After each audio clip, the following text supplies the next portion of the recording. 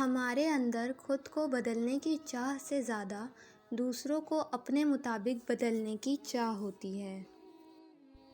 جیسا سوچو گے ویسا بنو گے، تمہارے خیالات ہی تمہاری تقدیر ہے، آپ کی اچھی سوچ ہی آپ کے شاندار مستقبل کی ضمانت ہے۔ جو لوگ کہتے ہیں کہ نیکی کا زمانہ نہیں رہا، وہ دراصل انسانوں سے نیکی کا صلہ چاہتے ہیں، اور جو لوگ اللہ کی رضا کے لیے بے لوث ہو کر نیکی کرتے ہیں، ان کے لیے ہر زمانہ نیکی کا زمانہ ہے۔ اللہ بہتر کرے گا، یہ وہ الفاظ ہیں جن سے انسانوں کی آدھی پریشانی ختم ہو جاتی ہے۔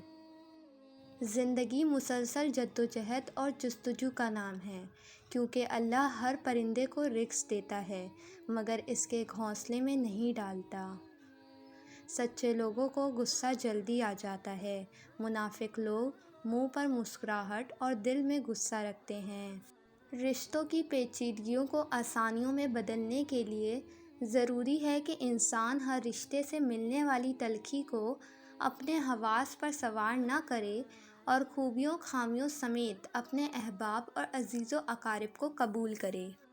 رشتوں اور تعلقات میں تحریک عدم اعتماد اس وقت نافذ ہوتی ہے جب ہم رشتوں کو اپنے مطلب اور ضرورت کے تحت استعمال کرنا شروع کر دیتے ہیں۔ پرندے صرف پنجرے میں ہی نہیں، درخت اگا کر بھی پالے جا سکتے ہیں۔ چیزوں کی اہمیت نہیں ہوتی، وہ کبھی نہ کبھی مل ہی جاتی ہے۔ صرف انسان ہیں جس کا کوئی نعم البدل نہیں ہوتا اور وہ دوبارہ کبھی نہیں ملتے۔ زندگی کا فلسفہ ہر ایک کے نزدیک مختلف ہے، جو جیسے حالات سے گزرا، زندگی اس کے نزدیک وہی ہے۔ کچھ رشتے کرائے کے مکان کی طرح ہوتے ہیں، انہیں جتنا مرضی سجا لو، چمکا لو، دیکھ بھال کر لو، کبھی اپنے نہیں ہوتے۔ جس کی انا اس کے قد سے اونچی ہو، وہ شخص رشتے نبھا ہی نہیں سکتا۔ جن کو یہ علم ہو جائے کہ اللہ تعالیٰ بہت غور سے سنتا ہے، وہ اپنی کہانی پھر کسی اور کو نہیں سناتے۔ ہم ایسے کم ظرف معاشرے کا حصہ ہیں جہاں اپنا حرام بھی حلال اور دوسرے کا حلال بھی حرام نظر آتا ہے۔ دل کے دروازے کبھی کسی پر مکمل بند نہیں کرنے چاہیے۔ غلطیاں انسانوں سے ہی ہوتی ہے۔